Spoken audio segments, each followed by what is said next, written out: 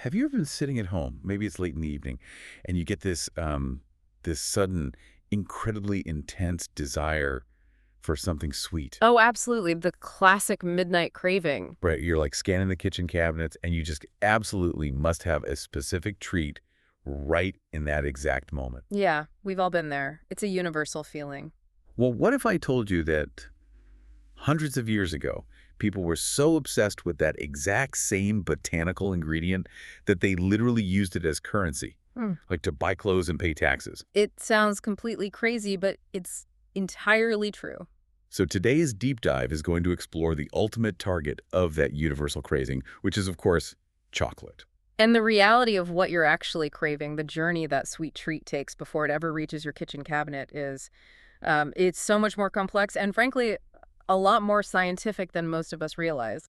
Okay, so let's unpack this because we're looking at a really unique piece of source material today. Yeah, it's a transcript from a program called Leo's English Channel. Right, which is a source designed specifically to teach English to beginners. Yeah. But the actual facts about chocolate hidden inside are just mind-blowing for anyone, no matter how fluent they are. Exactly. Our mission today is kind of twofold. Yeah, we're going to uncover the surprising history, the botany, and the cultural impact of chocolate. While simultaneously, unpacking the essential English vocabulary the source uses to describe it. So we're going to pace this conversation comfortably, just so you can really absorb both the fascinating facts and the language used to frame them. It's a great approach. By focusing on these specific descriptive words, we actually force ourselves to slow down and, well, look at the mechanics of chocolate. Right. We stop taking it for granted. Exactly. And that journey really requires us to shift our perspective right from the start. Because before chocolate is a shiny candy bar wrapped in foil at the checkout aisle, it's actually a plant. Right. We're not starting in a candy shop. We are starting deep in a tropical forest. Yes. The material points out that chocolate originates from the cacao tree. And that thrives in very warm, rainy, humid climates, right? Yeah. Like places near the equator, West Africa, Central America, and South America. Yeah, it requires a highly specific, very delicate biological environment to survive. And the fruit that grows on this tree introduces our first essential vocabulary word from the source, which is pod. Pod. Okay, now, when I hear the word fruit, I usually think of like a soft apple or a peach. Sure, that's what most people picture. But a pod is entirely different. It's not something you just bite into. Not at all. A pod is essentially a hard, thick outer shell. You can think of it as a biological fortress. Oh, wow. Yeah, it's a protective box provided by nature. Its entire evolutionary job is to keep the delicate things hiding inside of it safe from jungle predators. And those things hiding inside that hard shell are the seeds, which we commonly know as cocoa beans. Exactly. And those cocoa beans are the main ingredients for chocolate. Right. And just to clarify the vocabulary here, an ingredient is simply an item or a component you use to make a food or a dish. Like flour in a cake. Exactly. But here's where my mind gets blown. Because we associate the final product of chocolate with pure sweetness. We naturally assume the starting ingredient must also be sweet. Right. If it's a tropical fruit growing in a lush rainforest, you'd think it tastes like a natural treasure chest right off the branch. It's a perfectly logical assumption, but it couldn't be further from the truth. Really? Yeah. If you were to crack open that pod, take out a raw cocoa bean and bite into it, your body would actually recoil. It is profoundly bitter. Bitter. Okay, let's really look at the mechanics of that word, because it's the exact opposite of sweet. Precisely. It's that sharp, harsh, almost astringent taste. Think about taking a sip of dark, oversteeped black coffee with absolutely no sugar. Oh, right. Or biting directly into the rind of a sharp yellow lemon. That aggressive flavor that makes your mouth dry and your lips pucker, that's bitterness. Okay, so this raises a massive historical mystery for me. What's that? Well, if this raw bean hiding inside a hard pod is aggressively bitter and, biologically designed to repel us, how did humans ever figure out it was worth consuming? It's a great question. Why didn't the first person who tried it just spit it out and walk away? That connects us directly to the ancient history of chocolate.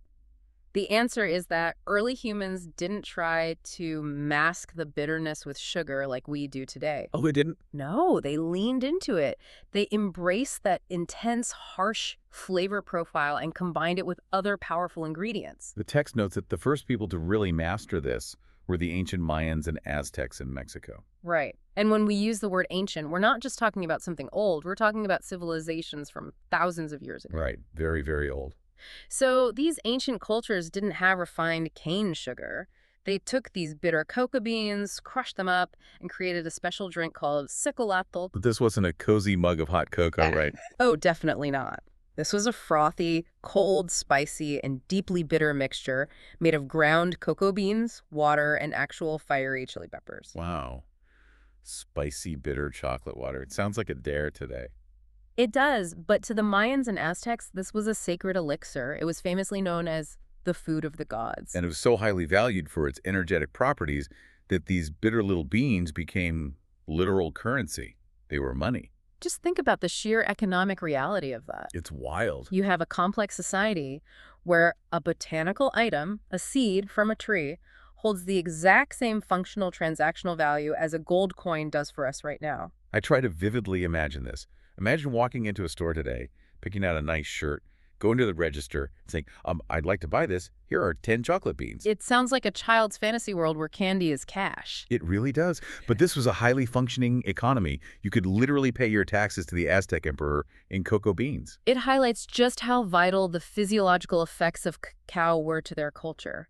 They prized the energy and focus it gave them. But to get from that spicy, bitter currency of the ancient world to the sweet, smooth bars we crave today, the bean has to go through a massive, multi-step scientific transformation. It really does.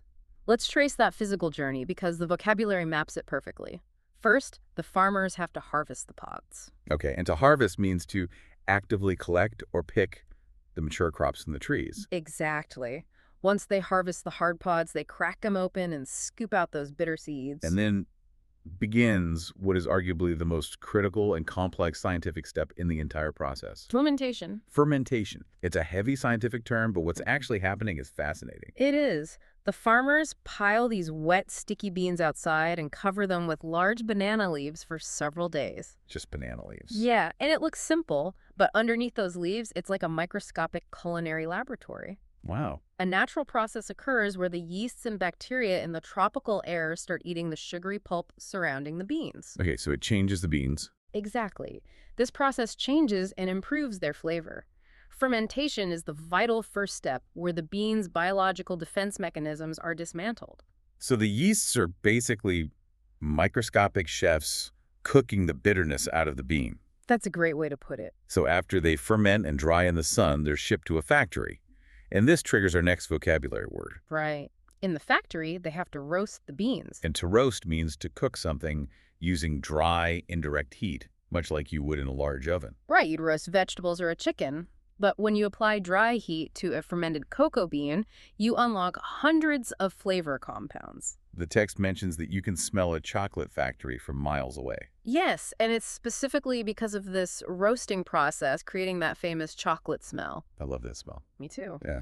Once roasted, the structural integrity of the bean is broken down, the thin outer shells are removed, and the core of the bean is crushed. And it's ground under immense pressure until it turns into a heavy, dark liquid, right? Exactly. The industry term for this is chocolate liquor. Okay, we definitely need to pause and clarify that for you listening. Yes, very important distinction. Because when you hear the word liquor, you immediately think of alcohol, like vodka or whiskey. Naturally. But chocolate liquor contains zero actual alcohol. It's just the traditional manufacturing term for the pure, melted liquid essence of the cocoa bean. Exactly. And even at this liquid stage, it's still quite bitter and gritty. The real magic happens in the final step. This is when modern ingredients are introduced, right? Like Right. refined sugar, extra cocoa butter, and often milk. Yes. These are added to the liquor. Yeah. And then the entire mixture is churned and ground in massive machines for hours, sometimes days. And they churn it until it becomes perfectly smooth. Smooth, exactly. Now, smooth is a word we use constantly, meaning something has no bumps or rough edges, like the surface of a glass mirror. But in the context of chocolate, achieving smoothness is a feat of engineering. It brings us to a crucial concept in food science, which is texture. Texture. And that describes how something feels physically in your hands, or in this case, the mouthfeel on your tongue. Right, and the mechanics of that texture are incredible because the raw ground cocoa bean is naturally full of microscopic, jagged particles. So if you ate it right after grinding, the texture would be rough and gritty. Almost like eating fine sand. Oh, yeah. Yeah. The entire purpose of that endless churning process is to literally shear the microscopic edges off those cocoa particles. So they grind them down so incredibly small that human taste buds can no longer detect the individual grains. The brain is tricked.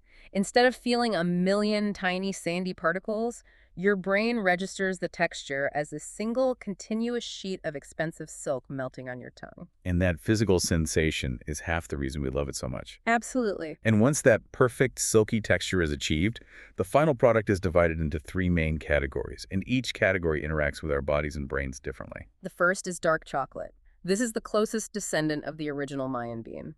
Because it has the highest percentage of actual cocoa, less sugar, and no milk. Right. It's dark, rich, and bittersweet. But the major selling point for dark chocolate is health. It's packed with antioxidants. Now, antioxidants are naturally occurring compounds that protect your body's cells, right? Yes. They act like microscopic bodyguards for your cells, and they're particularly famous for supporting heart health. That's great. But the second category is definitely the undisputed global favorite. Milk chocolate. Oh, without a doubt. It has milk solids and a much higher percentage of sugar added. And the perfect vocabulary word for milk chocolate is creamy. Creamy, meaning it feels soft, rich, and thick.